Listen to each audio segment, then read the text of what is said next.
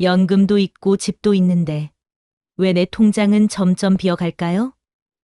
여러분, 혹시 노후에 조용히 가난해지는 가장 무서운 함정을 아시나요?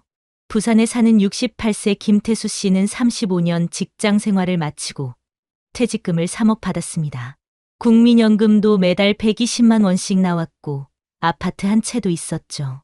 겉으로 보기엔 부족함 없는 노후였어요. 하지만 3년이 지나자 이상한 불안이 찾아왔습니다. 생활비는 줄이지 않았는데 통장 잔고가 빠르게 줄어드는 겁니다. 처음엔 이 정도야 괜찮겠지라고 생각했습니다. 하지만 어느 날 카드 명세서를 펼쳐보니 매달 연금보다 40만 50만 원씩 더 쓰고 있었죠. 커피 몇 잔, 손주 용돈, 홈쇼핑에서 산 작은 물건들이 쌓여 퇴직금이 조용히 사라지고 있었습니다. 여러분, 혹시 여러분도 이런 작은 소비들이 미래를 갉아먹고 있다는 사실을 눈치채지 못하고 있는 건 아닐까요? 지금은 괜찮다고 느껴도 5년, 10년 뒤에도 그럴까요? 오늘 영상은 돈이 있어도 가난해지는 노후의 진짜 이유를 다룹니다. 끝까지 보시면 매달 100만 원을 지키고 안정된 노후를 만드는 해법을 알게 되실 겁니다. 지금 이 영상을 놓친다면 10년 후 여러분의 통장은 텅 비어 있을지도 모릅니다. 준비되셨나요? 본격적인 영상 시작 전에 구독과 좋아요는 영상 제작에 정말로 큰 힘이 됩니다. 또한 오늘의 영상에는 위의 말씀 드린 내용과 관련된 대한민국에서 일어나고 있는 비참한 사례 한 가지와 그와 반대되는 사례를 소개해 드리겠습니다.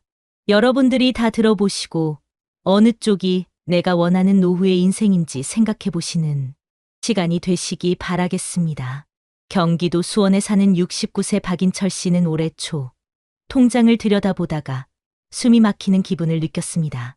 36해 동안 회사에 다니며 성실하게 일했고 정년 퇴직 때 받은 퇴직금은 3억 4천만 원이었습니다. 국민연금도 매달 110만 원씩 꼬박꼬박 들어오고 있었죠. 은퇴 직후만 해도 누구나 부러워할 만한 조건이었습니다. 부인과 함께 살던 오래된 아파트 한 채도 있었으니 겉으로 보기엔 부족함이 없어 보였습니다. 하지만 퇴직 후 4년이 지나자 예상치 못한 균열이 일어나기 시작했습니다. 처음엔 사소한 변화였습니다. 장을 보러 마트에 갔을 때 예전에는 아무렇지 않게 담덤만 원짜리 소고기를 손에 들고 한참을 망설였습니다. 장바구니에 넣었다가 다시 내려놓기를 몇 번, 결국 싼 돼지고기로 대체하며 이번만 이렇게 하자고 스스로를 달랬습니다. 손주 생일이 다가왔을 때도 마음이 무거웠습니다. 예전 같으면 예쁜 옷 한 벌을 사주며 웃을 수 있었는데 그날은 가격표를 보며 카드 결제를 몇 번이나 망설였습니다. 하지만 진짜 문제는 그때까지만 해도 본격적으로 드러나지 않았습니다. 퇴직한 지 5년 차가 되던 어느 겨울, 인철 씨는 처음으로 통장에 남은 금액을 계산하며 불안에 휩싸였습니다. 매달 들어오는 연금은 110만 원, 그러나 매달 빠져나가는 생활비는 평균 150만 원을 넘고 있었습니다. 불과 몇 년 전까지만 해도 여유롭게 느껴졌던 퇴직금은 이미 절반 이상이 사라지고 있었습니다. 그제야 인철 씨는 깨달았습니다. 우린 매달 적자를 보고 있었구나. 하지만 더 무서운 건 왜 이렇게 돈이 빠져나가는지 정확히 알 수 없다는 사실이었습니다. 그는 집으로 돌아와 지난 1년간의 카드 명세서와 은행 거래 내역을 꺼내 들었습니다. 밤늦도록 펜으로 금액을 하나씩 적어 내려가던 인철 씨의 손이 서서히 떨렸습니다. 편의점에서 5만 원, 배달앱에서 13만 원, 손주 용돈으로 현금 인출 20만 원, 홈쇼핑 결제 28만 원 금액 하나하나는 크지 않았습니다. 하지만 합산된 숫자를 본 순간 숨이 막혔습니다. 우린 매달 150만 원 이상을 쓰고 있었네. 연금으론 턱없이 부족했잖아. 더 충격적인 건 그가 그 소비들의 절반을 기억하지 못한다는 사실이었습니다. 홈쇼핑에서 주문한 공기청정기는 아직 포장도 뜯지 않은 채 당 한쪽에 쌓여 있었고 같은 건강식품이 브랜드만 다른 채로 두 상자씩 겹쳐 있는 걸 본 순간 인철 씨는 무릎을 꿇듯 바닥에 앉아 한참을 말없이 있었습니다. 한때 은행 직원으로 단 한 푼의 계산 실수도 허용하지 않던 사람이 정작 자신의 돈이 어디로 가는지는 모르고 살고 있었던 겁니다. 문제는 단순한 숫자가 아니었습니다. 매달 적자가 이어지자 생활 곳곳에서 불안이 스며들었습니다. 친구가 점심을 제안하면 이번 달은 카드 결제일이 가까운데 하는 생각부터 들었습니다. 커피 한 잔 가격도 부담스러워 약속을 미루기 시작했습니다. 손주가 할아버지, 이거 사주세요. 라고 말할 때마다 미소 뒤로 죄책감이 따라왔습니다. 가장 가슴이 아팠던 건 아내의 표정이었습니다. 어느 날 저녁 식탁에 앉아 있던 아내가 조심스럽게 말했습니다. 여보, 혹시 우리 생활비 너무 많이 나가는 거 아니야? 그 한마디가 온몸을 무겁게 짓눌렀습니다. 2025년 현재 물가는 매년 치솟고 있었습니다. 월세는 아니어도 관리비와 공과금은 눈에 띄게 늘었고 식료품 값은 1년 새 5에서 10% 이상 올랐습니다. 연금은 그대로였지만 생활비는 해마다 커졌습니다. 인철 씨의 머릿속에는 한 가지 계산이 떠올랐습니다. 지금처럼 매달 마이너스 40만 원씩 나가면 10년 후엔 어떻게 될까? 그는 손으로 직접 써내려갔습니다. 40만 원 곱하기 12년, 4,800만 원. 거기에 물가를 더하면 퇴직금 3억 4천만 원은 15년을 버티기 어렵다는 결론이 나왔습니다. 가장 무서운 건 돈이 줄어드는 속도가 아니라 그 사실을 모른 채 흘려보낸 시간들이었습니다. 인철 씨는 그날 밤 불 꺼진 거실에서 한참을 앉아 있었습니다. 창밖엔 겨울바람 소리만 들렸습니다. 나는 이제 뭘 줄여야 하지? 아니, 어디서부터 잘못된 거지? 답은 쉽게 떠오르지 않았습니다. 다만 한 가지 분명한 건 지금 이대로라면 앞으로의 노후가 너무도 빨리 무너질 거라는 사실이었습니다. 그 후 며칠 동안 그는 자신의 지출을 전부 기록하기 시작했습니다. 하루에 몇 번이나 영수증을 펼쳐놓고 펜으로 메모를 하며 돈이 나가는 길을 따라갔습니다. 그리고 그때 깨달았습니다. 그의 소비는 단순히 생필품을 사는 게 아니라 허전함을 메우기 위해 이어지는 감정 소비였다는 걸. 무료한 오후엔 홈쇼핑을 켜고 손주에게 돈을 줄 때는 죄책감을 덜어내는 듯한 위안을 느꼈습니다. 친구와의 외식은 외로움을 잠시 잊게 해주는 시간이었습니다. 하지만 그 위안은 잠깐이었습니다. 며칠이 지나면 다시 같은 허전함이 밀려왔고 소비는 반복되었습니다. 인철 씨는 깨달았습니다.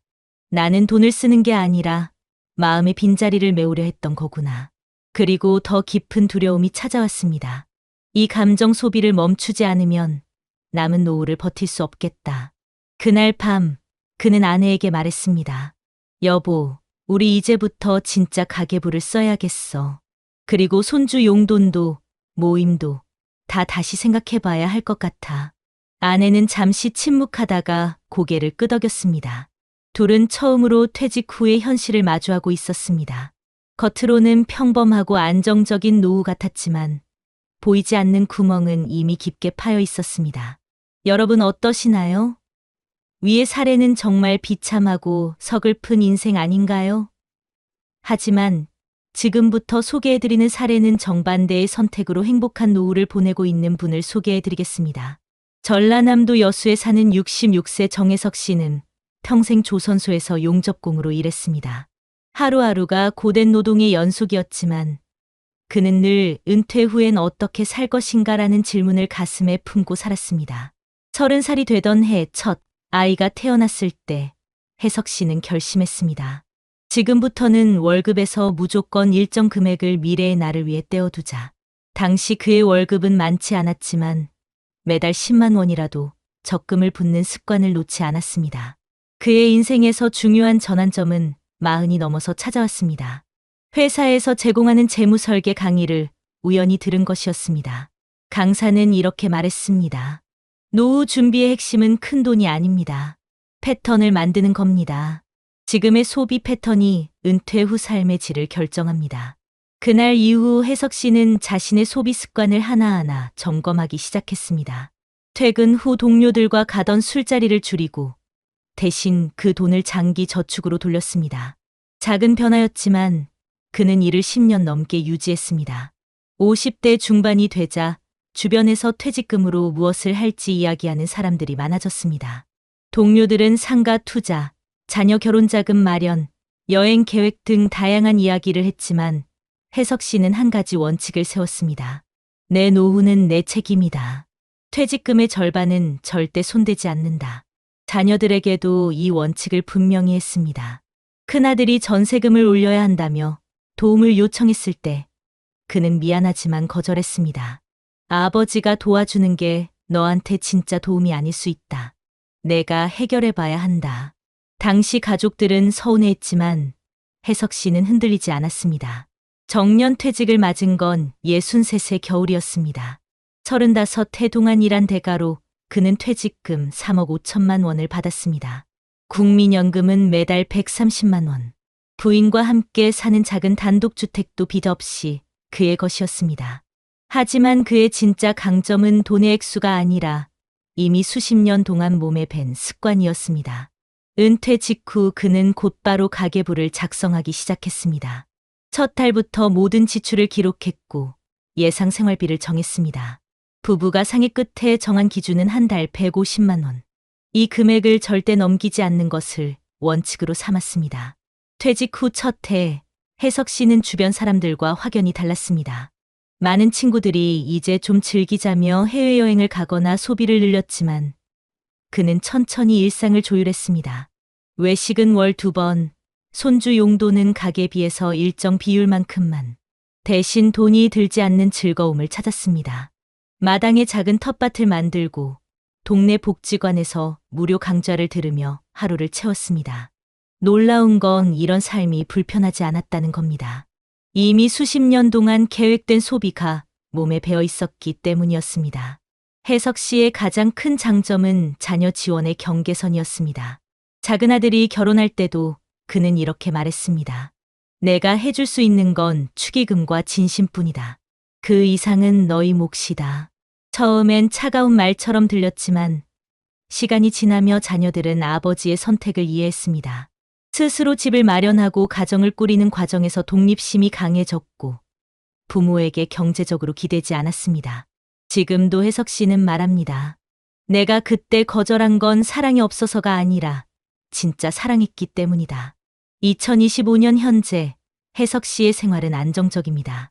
퇴직 후 3년이 지났지만 퇴직금은 거의 손대지 않았습니다. 국민연금과 소액의 개인연금으로 생활비를 충당하고 남는 금액은 매달 저축하고 있습니다. 매년 관리비와 식료품 값이 오르고 있지만 그는 이미 이를 대비해 물가 상승 예비금 계좌를 따로 만들어 두었습니다. 무엇보다 놀라운 건 그의 표정입니다. 같은 나이의 친구들이 이번 달은 어떻게 버티지? 라는 걱정으로 얼굴이 굳어 있을 때 그는 이번 달은 얼마를 남길 수 있을까? 라는 생각으로 하루를 시작합니다. 그의 아내는 가끔 이런 말을 합니다. 당신 덕분에 우리 노후가 참 든든해. 혜석 씨는 웃으며 대답합니다. 든든한 건 돈이 아니라 우리가 같이 만든 습관이야. 실제로 그는 단순히 돈을 모은 것이 아니라 불안을 다루는 방식을 바꾼 것이었습니다. 퇴직 후 많은 사람들이 느끼는 막연한 두려움, 통장 잔고가 줄어드는 공포 대신 그는 내가 통제하고 있다는 확신을 갖고 살아갑니다. 동네 복지관 강의에서 혜석 씨의 사례는 종종 소개됩니다. 강의에 참석한 한 어르신은 이렇게 말했습니다. 난 이제라도 따라하고 싶네. 돈이 아니라 습관이구먼. 혜석 씨는 그 말을 들을 때마다 지난 세월의 선택이 틀리지 않았다는 걸 느낍니다. 그는 지금도 사람들에게 이렇게 조언합니다. 큰 돈이 중요한 게 아닙니다. 매달 몇만 원이라도 계획적으로 남기고 그걸 평생 지키는 게 노후를 지킵니다. 그리고 자녀에게 줄 수 있는 최고의 선물은 돈이 아니라 독립입니다. 퇴직 후 3년, 그의 삶은 조용하지만 단단합니다. 아침에 일어나면 마당에 상추를 따고 아내와 차를 마시며 하루 계획을 세웁니다. 돈이 많아서가 아닙니다. 돈이 어떻게 흘러가는지 아는 삶이 그에게 자유를 줬습니다. 은퇴 후 가난에 대한 불안은 사라졌고 남은 시간은 더 풍요로워졌습니다. 그는 말합니다. 나는 사치를 누리지 않는다. 하지만 나는 풍요롭다. 왜냐하면 내 노후를 내가 지키고 있기 때문이다. 최근 국내외 연구 결과들은 박인철 씨와 같은 조용한 적자 현상이 결코 예외적인 사건이 아님을 보여주고 있습니다. OECD가 2024년에 발표한 고령층 재정 보고서에 따르면 연금과 자산을 보유하고 있는 은퇴 가구의 52% 이상이 은퇴 5년 이내에 매달 평균 생활비 적자를 경험하는 것으로 나타났습니다. 특히 이들 중 60%는 본인이 적자를 보고 있다는 사실을 늦게는 3년 후에야 인식한다고 답했습니다. 이는 박 씨가 퇴직 후 몇 년이 지나서야 통장의 변화를 보고 충격을 받았던 상황과 정확히 일치합니다. 같은 보고서에서는 한국을 포함한 아시아권 국가의 은퇴 가구가 서유럽 국가보다 생활비 대비 연금 의존도가 높음에도 불구하고 소비 패턴을 관리하지 못할 경우 퇴직금이 평균 12년 이내에 소진될 위험이 있다는 경고도 덧붙였습니다. 미국의 고령화재단에서 진행한 2023년 연구 역시 유사한 결론을 보여줍니다. 연금 수령 가구 중 45%가 매달 평균 30만 원에서 60만 원에 해당하는 작은 적자를 반복하고 있었고, 그 적자의 주요 원인은 대규모 투자 실패가 아니라 무의식적인 소액 지출과 가족 지원으로 인한 현금 유출이었습니다. 특히 조사 대상자의 68%는 본인이 불필요한 소비를 하고 있다는 자각이 거의 없다고 답했는데, 이는 인철 씨가 카드 명세서를 보기 전까지 자신이 얼마나 많은 돈을 쓰고 있는지 알지 못했던 사례와도 깊이 연결됩니다. 일본의 후생 노동성이 2025년 초 발표한 고령층 가계 추적 조사에서는 은퇴 후 연금으로 생활하는 부부 가구의 10년간 평균 자산 감소율이 38%에 달한다는 결과가 나왔습니다. 그 중에서도 생활비를 계획하지 않고 사용하는 가구는 같은 기간 자산 감소율이 55%까지 치솟았습니다. 이는 단순히 연금의 액수나 퇴직금의 많고 적음보다 은퇴 이후 소비 습관과 관리 여부가 노후 재정의 성패를 결정짓는다는 것을 보여줍니다. 영국의 한 장기 노후 연구에서는 은퇴 후 5년간의 소비 기록을 분석한 결과 한 달 평균 5만 원에서 10만 원에 불과한 소액 지출 차이가 15년 후 총자산에서 최대 1억 원 이상의 격차를 만들어냈다는 보고도 있습니다. 전문가들은 이 같은 현상을 은퇴 후 잠식 효과라고 부릅니다. 적자 폭이 눈에 띄게 크지 않기 때문에 위기의식을 느끼지 못한 채 몇 년을 보내고 나면 어느 순간 되돌리기 힘든 재정 상태에 놓이게 된다는 의미입니다. 또 다른 중요한 통계는 자녀 지원과 관련해 나타납니다.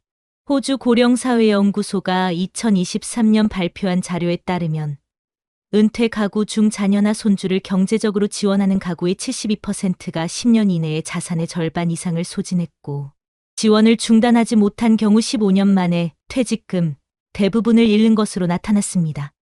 특히 조사에서 드러난 흥미로운 사실은 지원액의 절대적인 크기보다 지속성이 더 큰 영향을 미친다는 점이었습니다. 한두 번의 큰 도움보다 매달 혹은 정기적으로 나가는 작은 지원이 장기적으로 훨씬 더 빠른 속도로 자산을 감소시킨다는 겁니다. 이는 박 씨가 손주 용돈과 자녀 지원을 사랑의 표현이라 생각하며 반복했지만 결국 그것이 매달 고정비로 굳어져 적자를 만든 과정과 똑같은 구조입니다. 미국의 한 재무행동연구에서는 은퇴 후 지출을 관리하지 못하는 이유의 70% 이상이 심리적 착각과 관련이 있다고 분석합니다. 즉, 나는 돈을 아끼는 편이다. 이 정도는 괜찮다라는 자기 확신이 실제 지출과 괴리를 만들고 그 차이가 시간이 지나면서 커진다는 겁니다. 한국보건사회연구원이 발표한 고령층 심리조사에서도 은퇴 가구의 64%가 소비를 줄이고 있다고 답했지만 실제 가계부를 분석한 결과 응답자의 절반 이상은 자신이 줄였다고 생각한 소비 항목이 전혀 감소하지 않은 것으로 나타났습니다. 전문가들은 이러한 착각을 막기 위해 기록의 힘을 강조합니다. 모든 소비를 기록하고 항목별로 분류하는 습관이 재정적 자각을 만드는 가장 확실한 방법이라는 겁니다. 박인철 씨가 몇 년 만에 처음 가계부를 쓰며 자신의 소비 패턴을 깨달았던 과정은 바로 이 연구 결과를 그대로 보여줍니다. 해외의 노후 금융 보고서들은 한결같이 경고합니다. 은퇴 후 재정의 가장 큰 리스크는 시장 변동이 아니라 당신의 습관이다. 그리고 이 습관은 퇴직 직후의 몇 년, 작은 소비를 어떻게 관리하느냐에 따라 완전히 달라집니다. 결국 숫자는 분명한 메시지를 줍니다. 연금이 있더라도, 집이 있더라도 당신의 소비 패턴이 통제되지 않으면 노후는 서서히 무너진다는 사실입니다. 지금은 괜찮다고 느낄 수 있지만 이 조용한 적자는 눈에 보이지 않는 틈새처럼 서서히 당신의 미래를 갉아먹고 있습니다. 그렇다면 이런 조용한 적자를 막기 위해 우리는 무엇을 할 수 있을까요? 전문가들은 공통적으로 이렇게 조언합니다. 가장 먼저 해야 할 일은 소비를 눈에 보이게 만드는 것이라고요. 모든 지출을 기록하고 항목별로 나누어 보는 것은 단순한 절약이 아니라 재정의 통제권을 되찾는 첫걸음입니다. 실제로 서울시 50플러스 재단은 은퇴자들을 위해 가계 리셋 프로그램을 운영하며 참여자들에게 3개월간 소비 기록과 가계부 작성 훈련을 지원하고 있습니다. 이 과정을 거친 참가자들은 평균적으로 한 달 생활비의 20%를 절감했고 무엇보다 내 돈이 어디로 가는지 안다는 자신감을 되찾았습니다. 부산광역시는 복지관을 중심으로 노인 생활 경제 진단 서비스를 시행하고 있는데 전문 상담사가 개인의 소비 패턴을 분석해 맞춤형 절약 계획을 세워주는 프로그램입니다. 특히 손주 지원, 소액 자동 결제 등 무의식적 지출을 잡아내는 데 효과적이라는 평가를 받고 있습니다. 이러한 프로그램은 단순한 절약 교육을 넘어 노후의 재정을 건강하게 유지할 수 있는 습관을 만드는 데 초점을 맞추고 있습니다. 경기도의 일부 시군에서는 노후 재정 건강 검진 제도를 도입해 65세 이상 주민들에게 무료 상담을 제공하며 퇴직금 운용과 연금 관리뿐 아니라 생활비 점검을 돕고 있습니다. 이런 서비스는 많은 분들이 놓치는 작은 지출의 누수를 확인하고 미리 대책을 세울 수 있게 해줍니다. 해외에서도 유사한 문제를 해결하기 위해 다양한 정책이 시행되고 있습니다. 일본은 2022년부터 노년 가계 관리법을 도입해 일정 연령 이상의 고령자가 금융기관을 통해 매년 재정 상담을 받도록 장려하고 있으며 이 과정에서 불필요한 자동 결제나 가족 지원 패턴을 검토하고 수정하는 시스템을 갖추었습니다. 미국 일부 주에서는 리타이어먼트 버지 클리닉 리타이어먼트 버지 클리닉이라는 프로그램을 통해 은퇴자들이 6개월 동안 소비를 추적하고 전문가의 피드백을 받아 장기적인 재정 계획을 세우도록 지원합니다. 이런 제도들이 공통적으로 강조하는 것은 조기 점검과 습관화입니다. 지금 당장 작은 소비를 관리하는 습관을 들이는 것이 10년 뒤 노후의 안전망을 만드는 길이라는 것이죠. 또한 전문가들은 소비를 단순히 줄이는 것이 아니라 대체하는 것의 중요성을 강조합니다. 외로움이나 무료함 때문에 발생하는 감정 소비를 줄이려면 돈이 들지 않는 활동을 생활 속에 넣는 것이 효과적입니다. 실제로 강원도 원주시는 노인 복지관과 연계 무지출 취미 교실을 운영하고 있습니다. 그림, 음악, 텃밭 가꾸기 같은 활동을 통해 정서적 공허함을 채워주고 자연스럽게 불필요한 지출을 줄이는 방식입니다. 경상남도 창원시는 세대 공유 프로그램을 통해 은퇴자들이 동네 아이들에게 재능을 나누는 봉사활동을 지원하고 있는데 참여자들은 돈을 쓰지 않고도 누군가와 연결되어 있다는 느낌이 든다고 말합니다. 이런 프로그램은 단순히 돈을 아끼는 것 이상으로 감정 소비의 뿌리를 해결하는 역할을 합니다. 해외에서도 비슷한 시도가 이어지고 있습니다. 영국은 커뮤니티 시니어 네트워크를 통해 고령층이 정기적으로 모여 대화를 나누고 무료 활동에 참여하도록 지원하며 이를 통해 은퇴 후 발생하는 고립감과 소비 충동을 줄이고 있습니다. 결국 중요한 것은 지금의 생활 방식을 그대로 두고 노후의 안정만 기대할 수는 없다는 사실입니다. 작은 변화라도 지금 시작하는 것이 필요합니다. 서울시의 한 재정 상담사는 이렇게 말했습니다. 노후 재정은 한꺼번에 무너지는 게 아닙니다. 작은 구멍에서 시작해 어느 날 갑자기 벽이 무너집니다. 하지만 그 구멍을 일찍 발견하면 벽은 충분히 지킬 수 있습니다. 여러분도 오늘부터 그 작은 구멍을 찾아보시길 바랍니다. 지출을 기록하고 불필요한 자동 결제를 점검하고 자녀 지원의 기준을 세우는 것, 그리고 돈이 들지 않는 새로운 습관을 만드는 것. 이 네 가지가 바로 조용한 적자를 막고 여유롭고 당당한 노후를 만드는 첫걸음입니다. 그리고 지금 대한민국 곳곳의 지자체들이 제공하는 프로그램과 해외의 성공적인 모델들은 그 길이 결코 멀지 않다는 것을 보여주고 있습니다. 중요한 건 늦지 않게 시작하는 겁니다. 지금 행동하는 여러분의 선택이 앞으로의 10년, 20년을 완전히 바꿀 수 있습니다. 조용히 흘러가는 시간, 보이지 않는 틈새 속에서 우리의 노후는 만들어집니다. 오늘의 한 걸음이 내일의 평온이 됩니다. 여러분, 오늘 우리가 함께 본 두 사람의 이야기를 기억하시나요? 한 사람은 퇴직 후에도 연금과 집이 있었지만 작은 소비와 무의식적인 선택들이 퇴직금을 갉아먹으며 조용히 가난해져 갔습니다. 그는 어느 날 불 꺼진 거실에서 점점 얇아지는 통장을 바라보며 속으로 이렇게 중얼거렸습니다. 나는 어디서부터 잘못된 걸까? 그리고 또 한 사람, 똑같이 평범한 직장인이었지만 아주 작은 원칙을 놓치지 않았던 분이 있었습니다. 매달 조금이라도 남기는 습관, 자녀 지원에 대한 경계, 그리고 돈보다 소중한 습관을 만들어 간 그 사람은 은퇴 후에도 당당한 얼굴로 하루를 시작합니다. 통장이 아니라 내 삶을 내가 통제하고 있다는 마음이 그를 지켜주고 있었죠. 여러분, 우리는 어떤 길을 선택할 수 있을까요? 지금은 별 차이 없어 보이지만 10년 후 우리의 얼굴은 완전히 달라질 겁니다. 한 사람은 불안으로 잠 못 이루고 한 사람은 평온하게 마당의 햇살을 맞으며 하루를 시작합니다.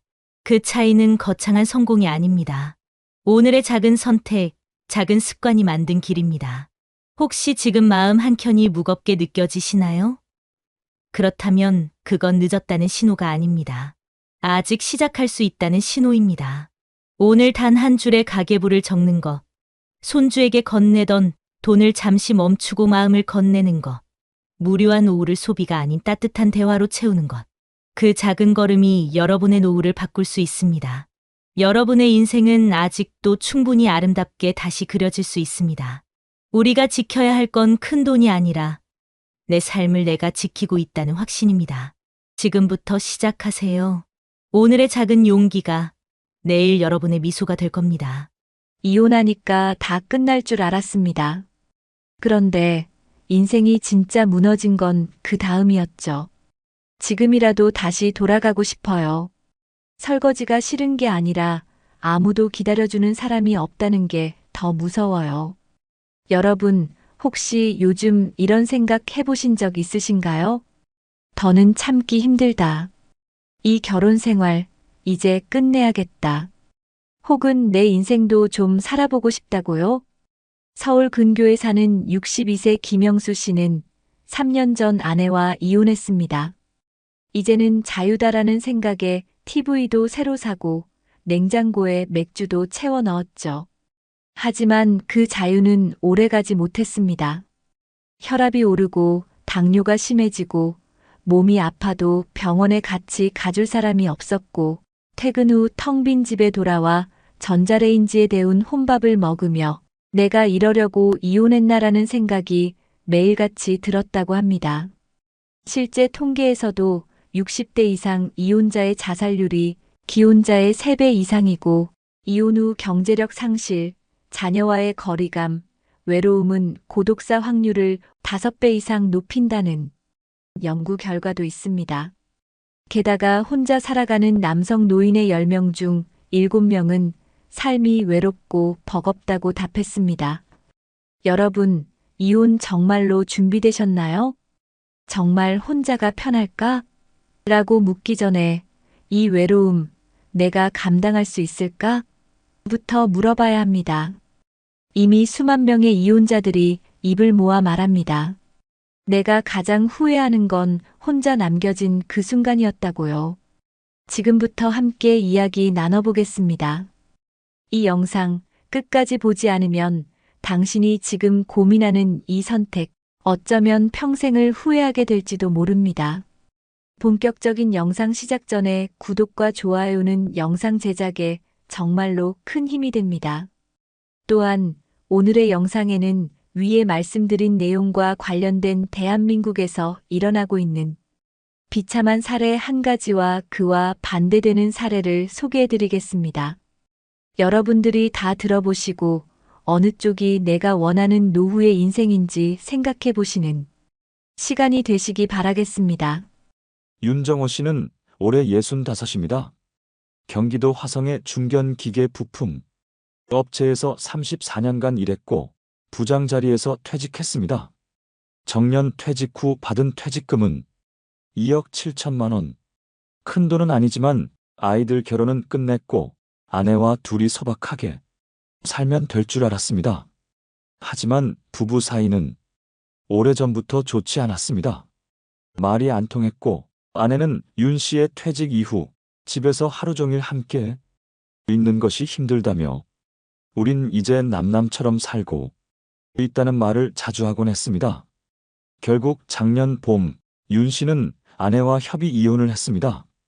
두 사람 모두 아이들에게 부담 주고 싶지 않다며 쿨한 척 했지만 막상 홀로 원룸 전셋집에 들어앉은 첫날 윤 씨는 아무 말도 없이 TV만 쳐다봤다고 합니다. 이혼 후의 생활은 예상과 달랐습니다.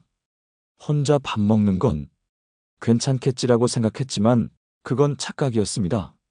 밥솥에 쌀을 씻고 김치를 덜고 계란 하나를 굽는 그 짧은 과정이 윤 씨에겐 낯설고 피곤한 일이었습니다.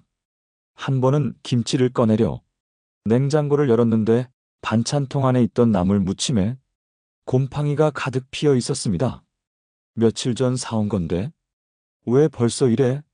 라며 꺼내 들고 보니 김치통도 고추장도 나물도 하나같이 상해 있었습니다.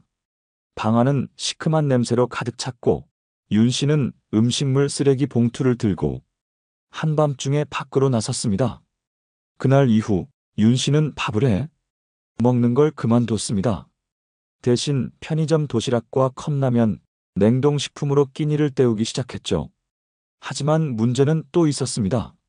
며칠 전 이가 시큰거려 가까운 치과에 갔더니 의사가 말하길 치주염이 심해서 틀니까지 고려하셔야 할 수도 있다는 소견이었습니다.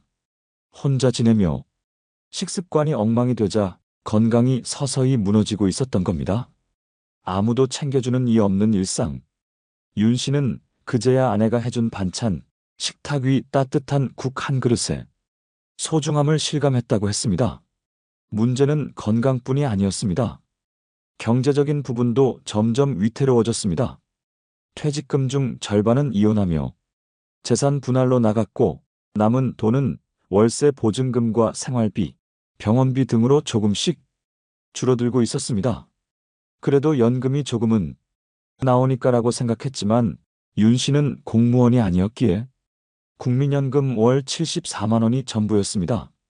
이 금액으로는 월세, 공과금, 통신비를 내고 나면 한 달 식비로 20만 원도 채 남지 않았습니다.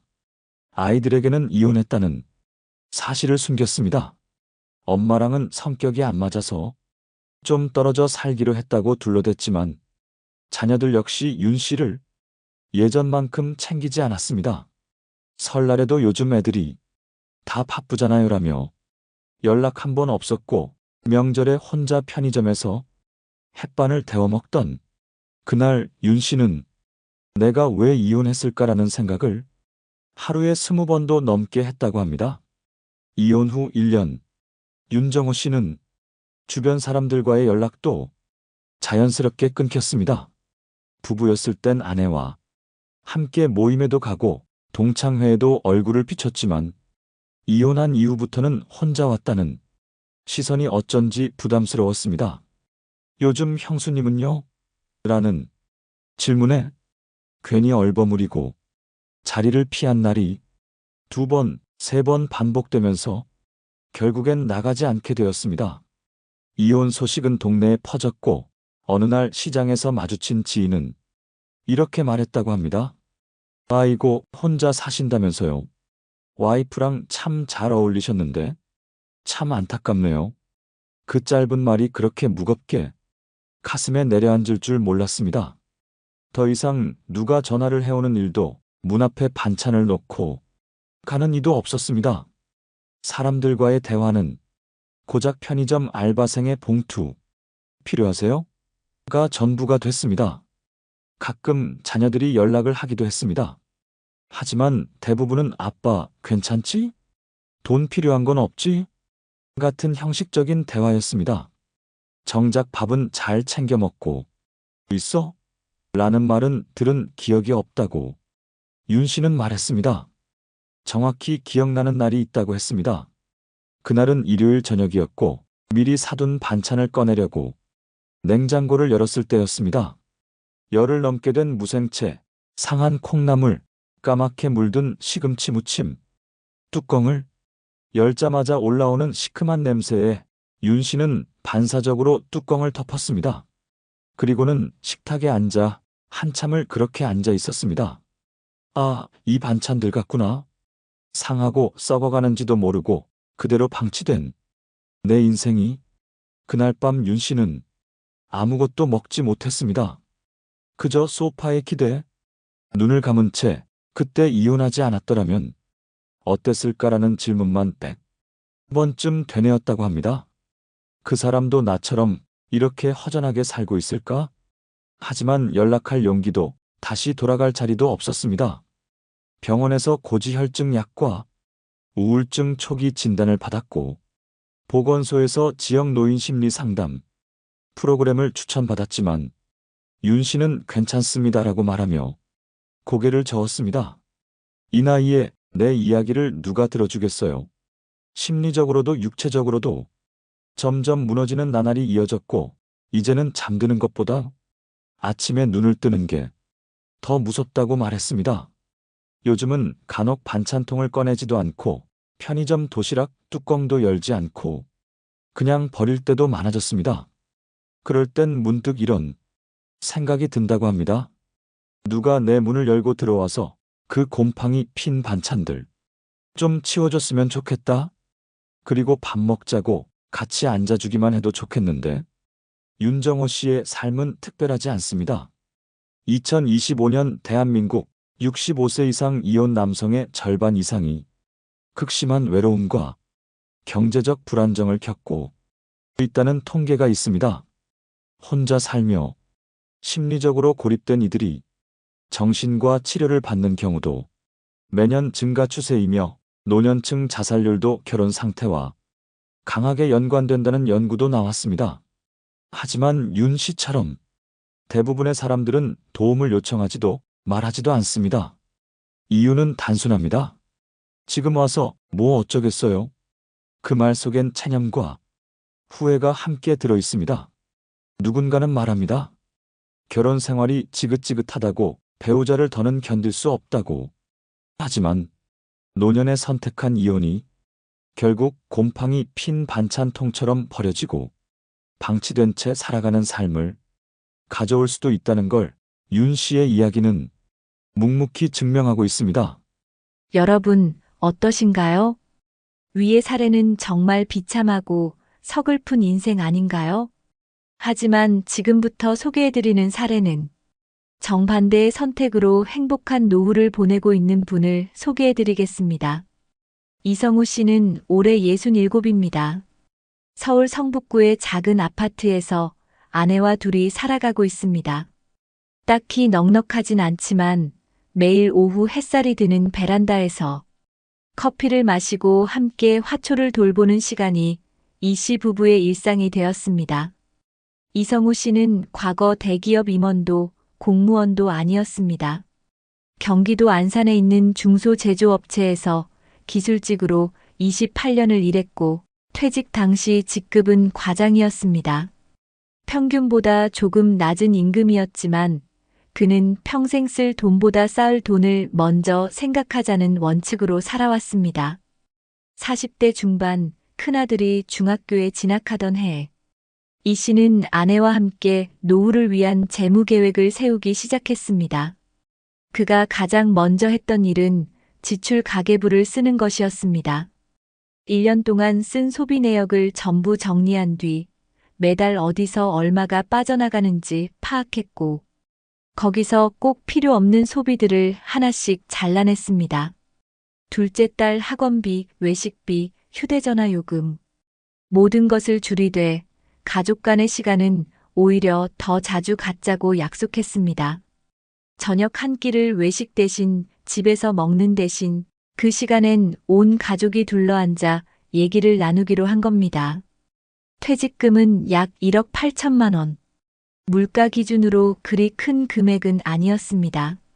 하지만 이 씨는 퇴직 3년 전부터 퇴직 후 시뮬레이션표를 직접 만들며 월 지출, 예상 연금 수령액, 의료비, 주거비 등을 꾸준히 계산해 왔습니다. 퇴직 후 바로 창업을 하거나 무리한 투자를 하지는 않았습니다. 지인들이 커피숍, 코인 세탁소, 반찬 가게 등으로 재도전을 할 때에도 이 씨는 오히려 내가 뭘 잘하는지도 모르는데 장사부터 할 순 없지라며 멈췄습니다. 그 대신 1년간은 자격증 공부를 했습니다. 노인복지 지도사, 평생교육사, 시니어 컴퓨터 지도사 같은 분야였습니다. 배우는 중엔 힘들었지만 일단 자격증을 취득하자. 인근 복지관에서 시니어 대상 컴퓨터 교육 강사를 구한다는 공고가 눈에 띄었습니다. 시급은 높지 않았습니다. 수업 한 회당 3만 원 수준이었지만 내가 나이 들고도 누군가에게 도움 줄 수 있다는 사실이 기뻤습니다. 작은 강사비가 들어오자 아내와 함께 시니어 문화기획단에도 등록했고 그곳에서 취미로 사진도 배우고 사람들과 교류도 이어갔습니다. 무엇보다 중요한 건 배우자와의 관계 유지였습니다. 이 씨는 퇴직 후에도 매주 부부 회의를 열었습니다. 서로의 하루를 나누고 감정을 쌓아두지 않도록 대화를 이어가는 자리였죠. 어느 날 아내가 말했습니다. 당신이 매일 요리해줘서 밥 먹는 게 기쁨이야. 그 말에 이 씨는 가슴이 뭉클했다고 했습니다. 가끔은 식탁 위에 반찬이 모자라도 함께 식사하며 웃을 수 있다는 것만으로도 혼자 먹는 편의점 도시락과는 전혀 다른 삶이었습니다. 건강관리도 놓치지 않았습니다.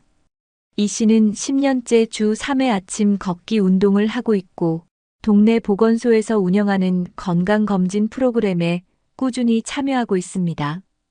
혈압, 혈당, 콜레스테롤 수치를 3개월마다 점검하며 몸에 이상이 생기기 전 예방하려는 습관이 자리 잡혔습니다. 자녀들과의 관계도 변함없습니다. 큰아들은 타지에 살고 있고 둘째 딸은 결혼해 부산에 거주 중이지만 매주 영상통화를 통해 안부를 묻습니다. 명절에는 자녀 부부가 집에 찾아와 손수 밥상을 차려주며 아빠, 엄마처럼 살고 싶어요. 라는 말을 건넸습니다. 최근엔 이 씨가 운영하는 유튜브 채널이 있습니다.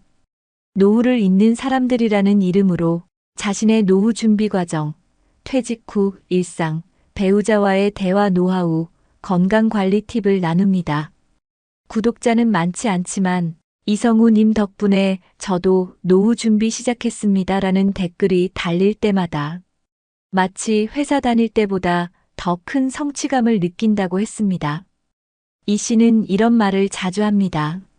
노후는 젊을 때보다 빠르게 변합니다. 하루하루가 내 선택의 결과이죠. 그 선택을 미루지 않는 사람만이 진짜 인생 2막을 맞이할 수 있어요. 이성우 씨의 삶이 특별해서 가능한 일이었을까요? 아닙니다.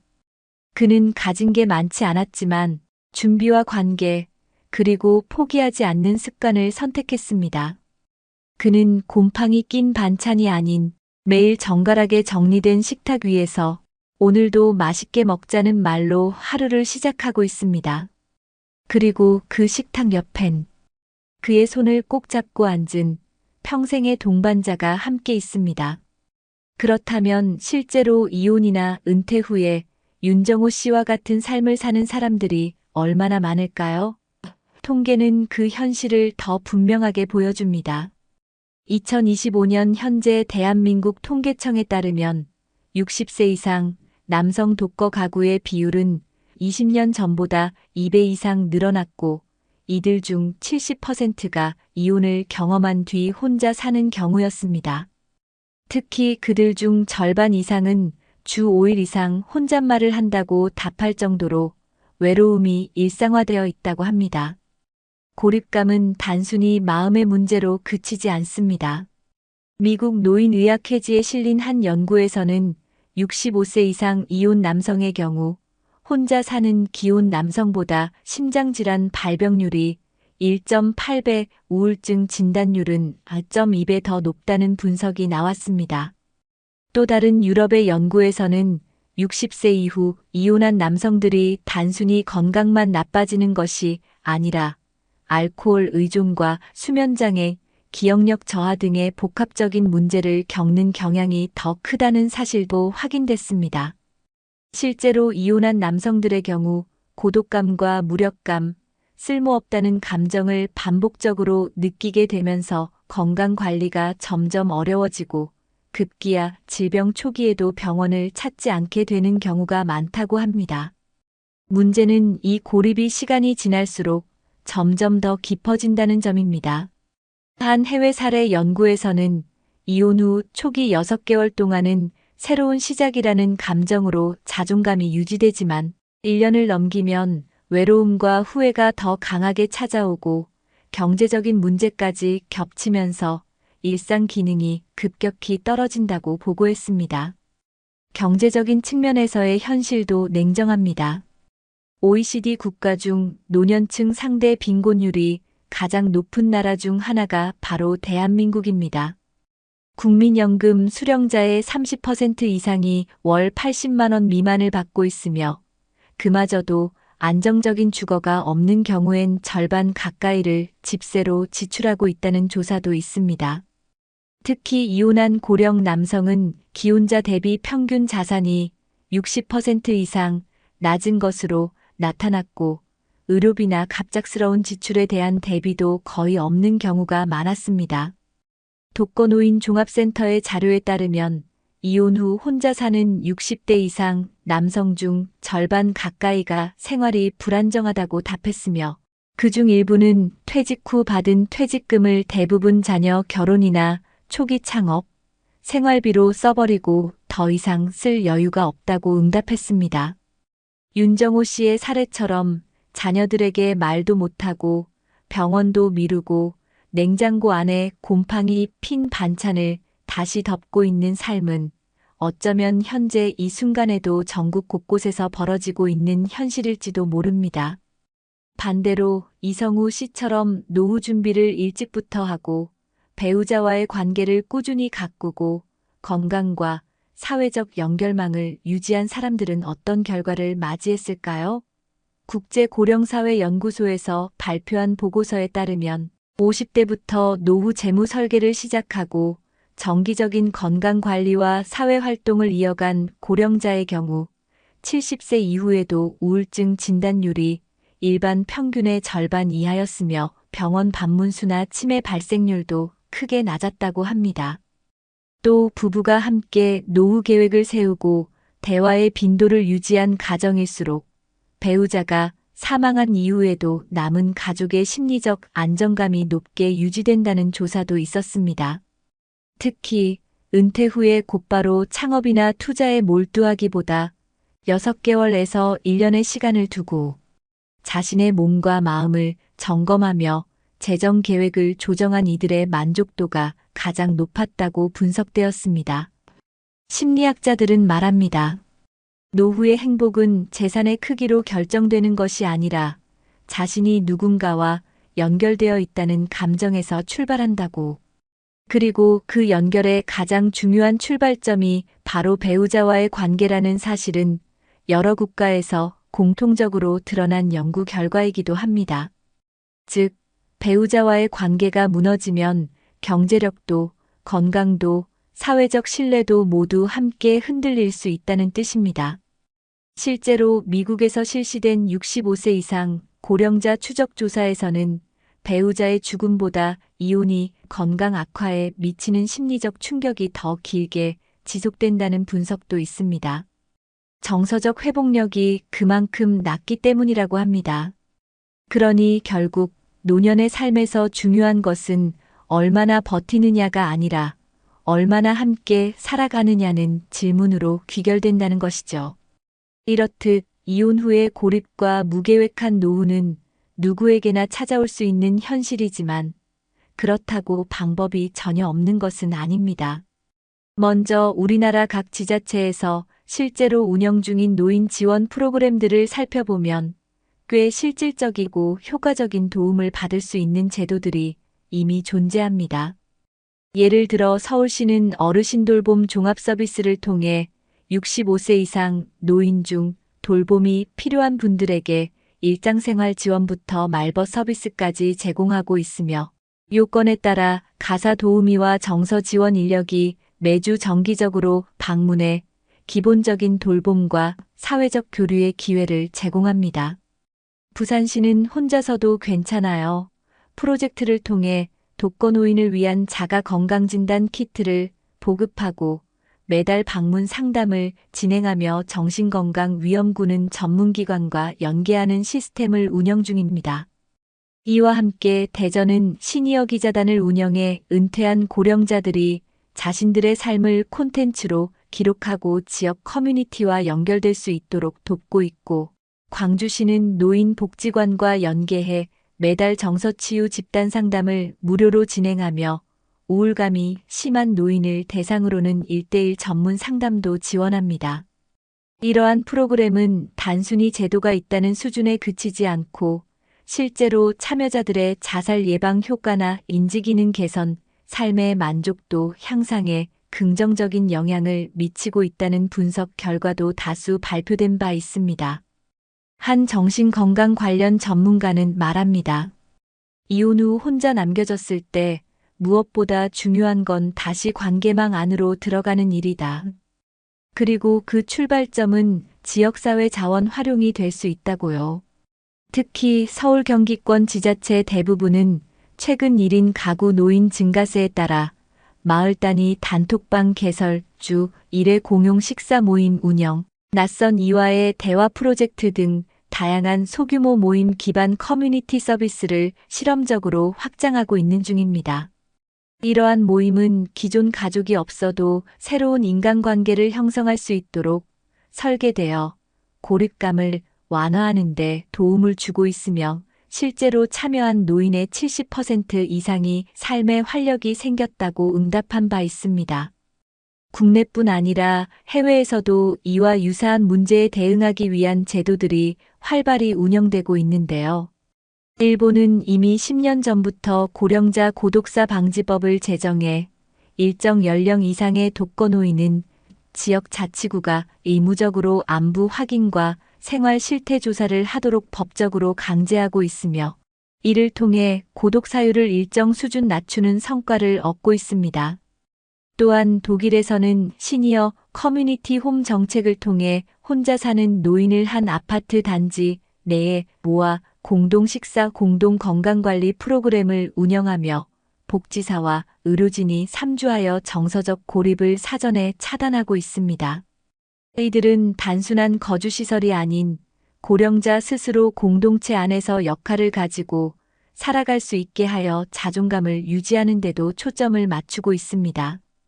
국내에서도 이 같은 모델을 참고해 혼밥 지원형 공공주택, 중장년 공유하우스 등의 개념이 등장하고 있으며, 국토교통부와 복지부가 공동으로 파일럿 프로젝트를 진행 중입니다.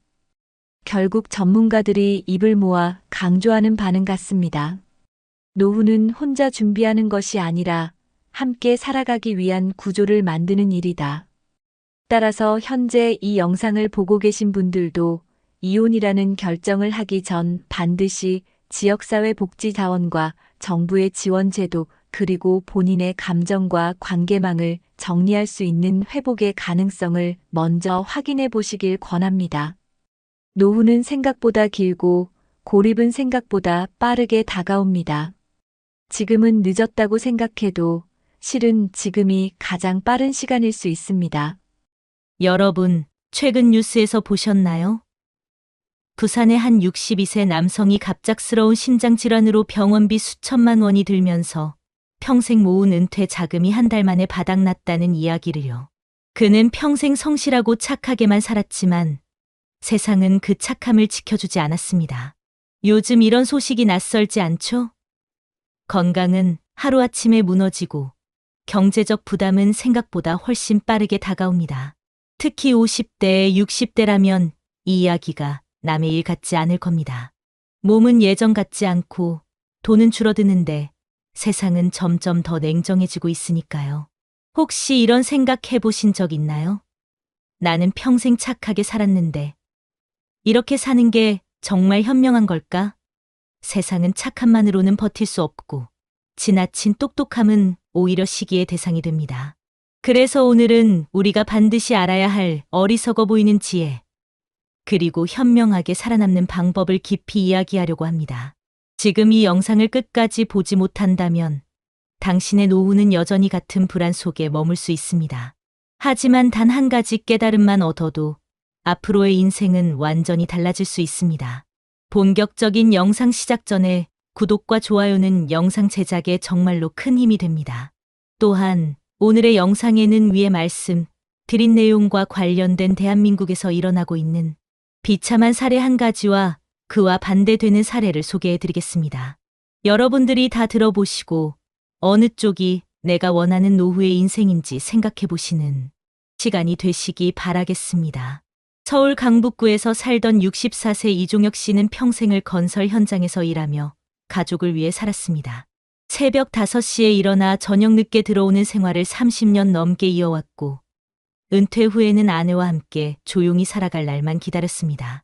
그가 모은 전 재산은 노후를 위해 차곡차곡 쌓아둔 5,500만 원의 퇴직금과 월 110만 원의 국민연금이 전부였습니다. 우리 이 정도면 평범하게는 살겠지 하며 안도했던 그에게 생각지도 못한 일이 벌어진 건 은퇴한 지 불과 석 달 만이었습니다. 겨울이 끝나갈 무렵 그는 갑자기 심한 가슴 통증으로 쓰러졌습니다. 구급차가 도착했을 때 이미 땀으로 온몸이 젖어 있었고 급성 심근경색이라는 진단이 내려졌습니다. 수술은 성공했지만 문제는 병원비였습니다. 중환자실 일주일, 시술비, 약값, 재활치료비가 한꺼번에 덮쳐왔습니다. 퇴원할 때 손에 쥔 건 치료비 명세서 한 장이었는데 금액은 4,800만 원. 평생 모아둔 돈이 단 한 번의 수술로 거의 사라진 순간이었습니다. 아내는 병원 로비에서 멍하니 앉아 있었고 이 씨는 휠체어에 앉은 채 이제 우리 어떻게 살아야 하지? 라는 말만 반복했습니다. 문제는 여기서 끝나지 않았습니다. 수술 후유증으로 인해 예전처럼 몸을 움직일 수 없게 되면서 그는 더 이상 아르바이트조차 할 수 없었습니다. 국민연금 110만 원으로는 약값과 병원 진료비, 관리비를 감당하기도 벅찼습니다.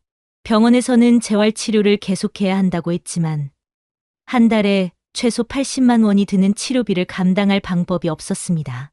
결국 그는 재활을 포기했고 집 안에서만 움직이며 하루하루를 버텼습니다. 계단을 오르내리는 것조차 힘들어지자 아내는 혼자 장을 보고 무거운 짐을 들고 올라오면서 매일 눈물을 흘렸습니다.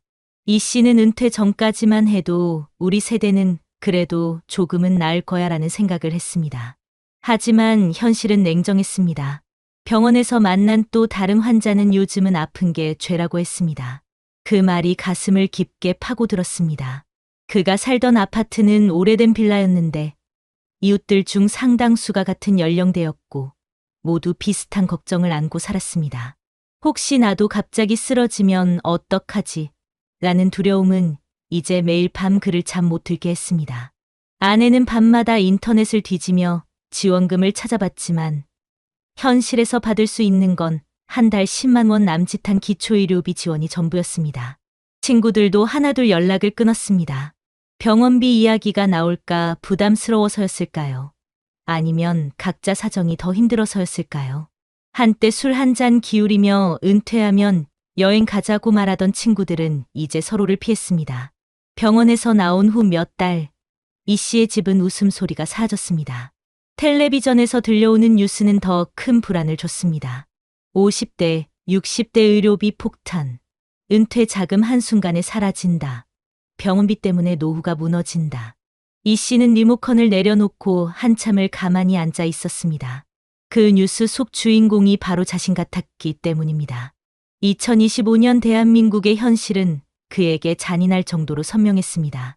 물가는 오르고 병원비는 더 높아지고 정부 지원은 여전히 한정적이었습니다. 아내는 우리 앞으로 어떻게 해야 해? 라는 질문을 하루에도 몇 번씩 했습니다. 대답할 수 없다는 사실이 이 씨를 더 무너뜨렸습니다.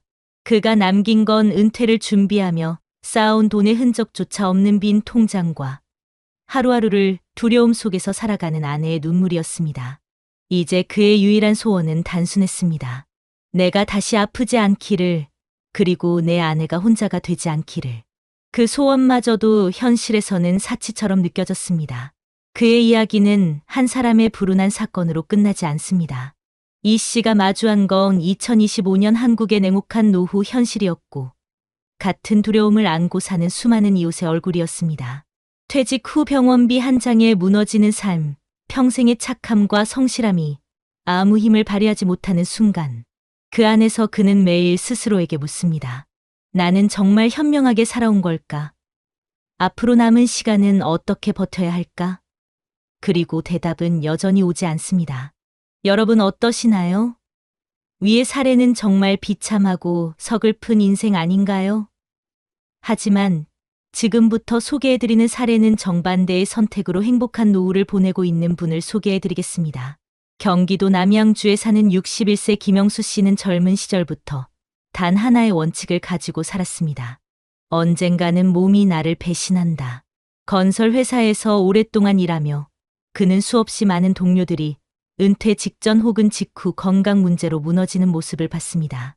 그 장면들이 그의 가슴에 깊이 새겨졌죠. 그래서 30 후반부터 그는 무조건적으로 노후 준비를 생활의 중심에 두었습니다.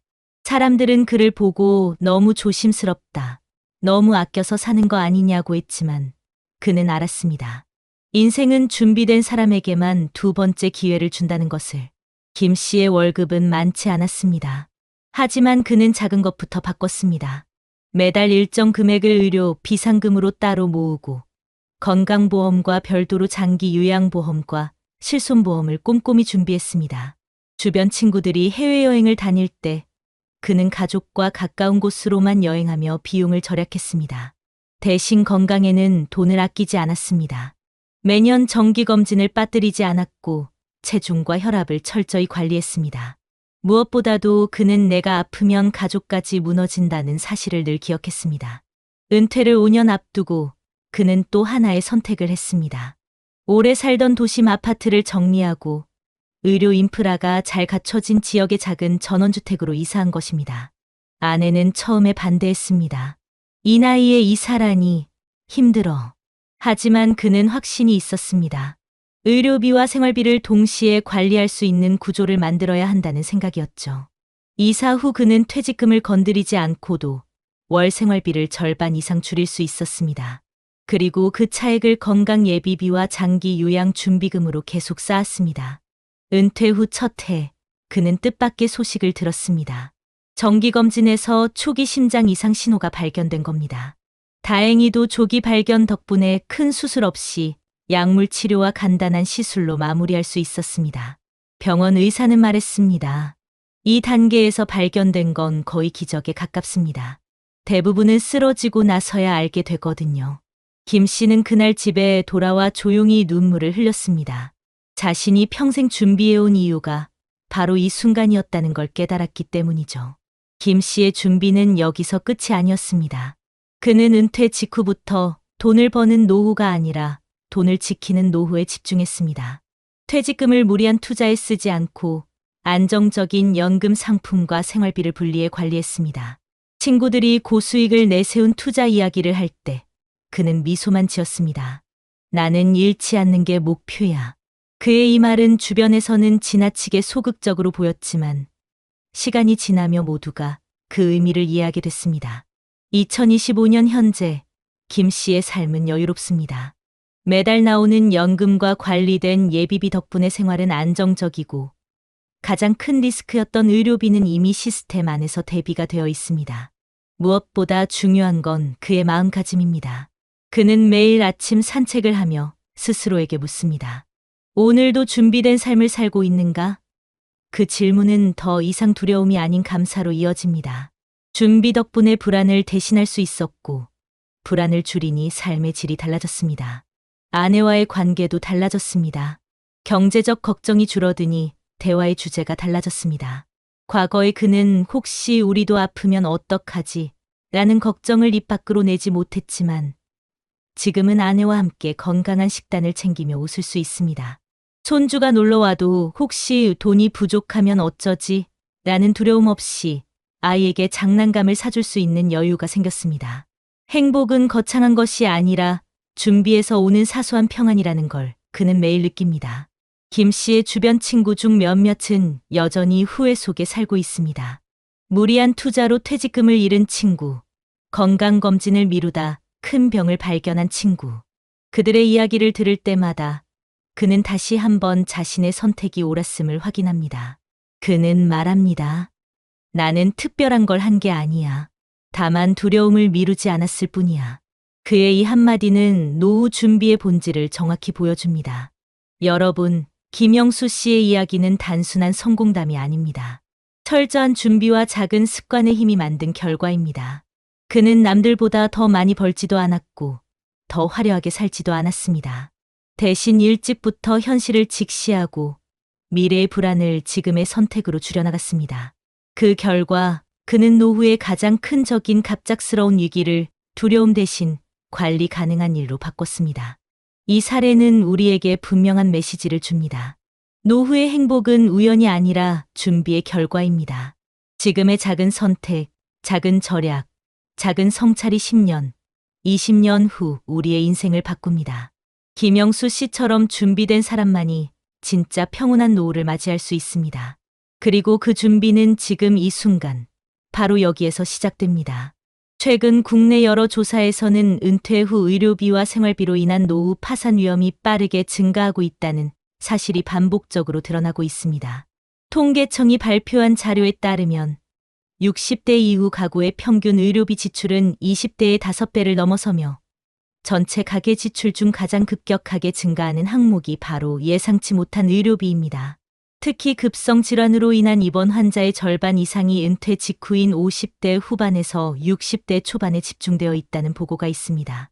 경제협력개발기구 OECD가 발표한 자료를 보면 한국은 노후 의료비 중 본인 부담 비율이 회원국 평균의 2배 이상에 달하며 갑작스러운 수술이나 장기 치료가 필요한 경우 단기간에 노후 자산이 절반 가까이 소진되는 경우가 흔하다고 지적합니다.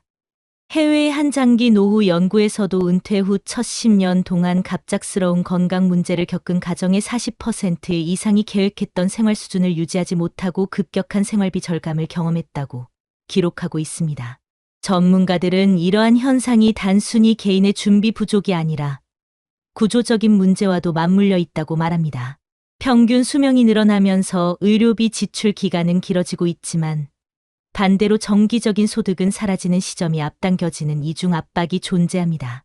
특히 한국은 민간 의료 의존도가 높아 퇴직 이후 갑작스러운 치료비가 곧장 가계에 직접적인 타격으로 이어지는 경우가 많습니다. 건강보험이 있음에도 불구하고 비급여, 항목의 비율이 높기 때문에 예상치 못한 급성 심장질환이나 뇌혈관 질환은 단 한 번의 수술로 수천만 원의 비용을 만들어내고 이는 수십 년 동안 준비한 노후 자금을 한순간에 무너뜨립니다. 실제로 한 국제 노후 연구 보고서에서는 노후 파산의 가장 큰 원인은 소득 부족이 아니라 갑작스럽게 발생하는 의료비 지출이라고 명시하며 이는 한국과 일본처럼 급격히 고령화된 사회에서 특히 두드러지는 현상이라고 분석했습니다. 또 다른 조사에서는 은퇴 후 평균적으로 의료비가 전체 생활비에서 차지하는 비율이 30% 이상으로 높아지며 예상보다 빠르게 자산이 고갈되는 주요 원인 중 하나가 된다고 밝혔습니다. 특히 배우자 중 한 명이 장기 치료나 재활이 필요한 경우 남은 가족 구성원의 생활비와 돌봄 비용까지 겹쳐 부담은 눈덩이처럼 불어나게 됩니다. 이러한 현실을 반영하듯 해외 전문가들은 노후의 가장 큰 리스크는 투자 실패나 소비가 아니라 통제 불가능한 건강 변수라고 경고합니다. 실제로 미국의 은퇴 연구소 자료에서도 은퇴 후 첫 10년 동안 의료비 지출이 전체 노후 자산의 40% 이상을 차지하는 경우가 흔하며 준비가 되어 있지 않은 가정일수록 이 시점에서 자산이 급격히 소진된다고 보고하고 있습니다. 한국의 상황은 이보다 더 심각할 수 있다는 분석도 있습니다. 왜냐하면 소득 대비 의료비 부담이 OECD 평균보다 높고 동시에 연금 수급액은 상대적으로 낮아 의료비로 인한 타격을 상쇄할 여력이 부족하기 때문입니다. 이런 수치는 단순한 숫자가 아니라 바로 우리 주변의 이야기입니다. 최근 사례에서도 은퇴 후 몇 달 만에 평생 모은 돈을 잃고 불안 속에서 사는 사람들이 늘어나고 있으며 그 대부분이 한 번의 급성 질환과 치료비로 인해 무너집니다. 전문가들은 입을 모아 말합니다. 은퇴 후의 삶은 돈을 모으는 것에서 끝나지 않는다. 갑작스러운 의료비라는 변수까지 대비한 사람만이 평온한 노후를 보낼 수 있다. 지금 우리가 직면한 현실은 준비가 되어 있지 않은 사람에게 잔인할 정도로 빠르게 다가오고 있습니다. 이 통계와 연구들이 말하는 건 단 하나입니다. 은퇴 후의 행복은 우연이 아니라 철저한 대비의 결과라는 사실입니다. 그렇다면 이런 위기를 막기 위해 우리는 무엇을 할 수 있을까요? 전문가들은 한결같이 말합니다. 은퇴 후의 삶은 단순히 돈을 모아두는 것만으로는 부족하며 예상치 못한 건강 변수와 경제적 충격을 동시에 대비하는 구조를 만들어야 한다고 강조합니다. 가장 먼저 실천할 수 있는 것은 지자체가 제공하는 노인 맞춤형 건강 및 재정 프로그램을 적극적으로 활용하는 것입니다. 서울시는 찾아가는 방문 건강관리 서비스를 통해 65세 이상 어르신에게 정기적인 건강검진과 만성질환 관리, 운동 프로그램을 무료로 지원하고 있으며 특히 저소득층은 재활치료와 간호사 방문 서비스까지 받을 수 있습니다. 경기도는 노인 돌봄 통합 서비스를 통해 돌봄이 필요한 어르신에게 가정 방문, 식사 지원, 병원 동행 서비스를 제공하며 이 서비스를 이용한 가정은 병원비 지출이 평균 30% 이상 줄어드는 효과를 보고 있습니다. 부산은 건강100세 운동교실을 운영하여 은퇴자들이 무료로 체력 검사와 맞춤형 운동을 받을 수 있게 해 건강 악화를 미리 막고 있습니다. 이런 프로그램들은 대부분 주민센터나 복지관을 통해 쉽게 신청할 수 있고 사전 예방 차원에서 노후의 불안을 크게 줄여줍니다. 또한 각 지자체는 의료비 부담을 줄이기 위해 노인 의료비 본인 부담 경감 제도와 기초 의료비 지원금을 확대하고 있으며 특히 농촌 지역에서는 찾아가는 건강버스를 통해 정기적인 혈압혈당 검진과 건강 상담을 무료로 제공하고 있습니다. 해외 사례도 참고할 만합니다. 일본은 한국과 비슷한 급속한 고령화를 겪으면서 커뮤니티 케어법을 도입해 노인이 병원 대신 지역사회에서 장기적으로 건강을 유지할 수 있도록 지원합니다. 이 제도는 병원 중심의 치료에서 벗어나 집과 동네에서 의료 간호 돌봄 서비스를 통합 제공해 의료비를 줄이고 삶의 질을 높이는 것을 목표로 합니다. 덴마크 역시 에이징 인 플레이스 정책을 통해 노인이 익숙한 집과 동네에서 최대한 오래 살 수 있도록 정부가 직접 방문 의료와 생활 지원 서비스를 제공합니다. 이런 모델은 한국에서도 참고해 확산되고 있으며 실제로 서울의 몇몇 자치구에서는 덴마크 모델을 벤치마킹한 노인 재택케어 시범 사업을 진행해 의료비 절감과 건강 유지 효과를 보고 있습니다. 전문가들은 조언합니다. 노후 준비는 돈을 많이 모으는 것보다 위기를 버틸 수 있는 구조를 만드는 것이 핵심이다. 따라서 지금부터라도 자신의 지역에서 제공하는 건강검진, 돌봄, 재정 상담 프로그램을 확인하고 적극적으로 신청하는 것이 필요합니다. 동시에 해외에서 검증된 재택 의료 돌봄 모델을 도입한 지자체의 시범 사업에 관심을 갖고 참여하는 것도 현명한 방법입니다. 작은 준비가 위기의 순간 가장 큰 힘이 됩니다. 건강을 먼저 지키고 의료비를 미리 대비하며 지역사회와 연결된 안전망을 만들어 두는 것. 이것이야말로 우리 모두가 지금 당장 실천할 수 있는 가장 현실적인 노후 대비의 첫걸음입니다. 한 방울의 물은 땅을 적시고 한 방울의 눈물은 마음을 적신다. 그리고 한 번의 준비는 남은 생을 지킨다. 여러분, 우리가 함께 살펴본 두 사람의 이야기를 떠올려 보세요. 평생 착하고 성실하게 살았지만 한순간에 병원비 앞에서 무너져 내린 이종혁 씨의 삶, 그리고 작은 두려움을 미루지 않고 매일의 준비로 평온한 노후를 맞이한 김영수 씨의 삶. 같은 세월을 걸어왔지만 두 길은 너무나 달랐습니다. 한 사람은 끝없는 불안 속에서 오늘을 버텼고 다른 한 사람은 잔잔한 미소로 내일을 맞이했습니다. 행복한 노후는 결코 우연이 아닙니다. 그것은 지금 이 순간의 선택, 오늘의 작은 용기가 만든 결과입니다. 우리가 조금 더 현명해지고 조금 더 준비하며 스스로를 지키는 지혜를 배운다면 남은 인생은 더 이상 두려움이 아닌 감사의 시간이 될 수 있습니다. 여러분, 늦지 않았습니다. 지금 이 자리에서부터 우리는 변화할 수 있습니다. 자신과 사랑하는 사람을 위해, 평온한 내일을 위해 오늘 단 한 걸음이라도 시작해 보세요. 준비된 삶은 우리에게 단단한 안식처가 되어줄 것입니다. 그리고 언젠가 여러분의 노후가 찾아왔을 때 그 평온함 속에서 흐르는 눈물이 후회의 눈물이 아닌 감사의 눈물이 되기를 진심으로 바랍니다.